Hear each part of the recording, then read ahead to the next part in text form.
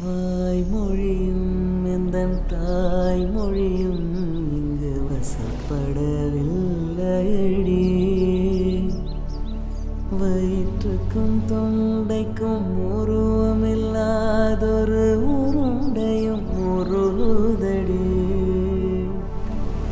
காத்திருந்தால் எதிர்பார்த்திருந்தால் ஒரு நிமிஷமும் வருஷமடி.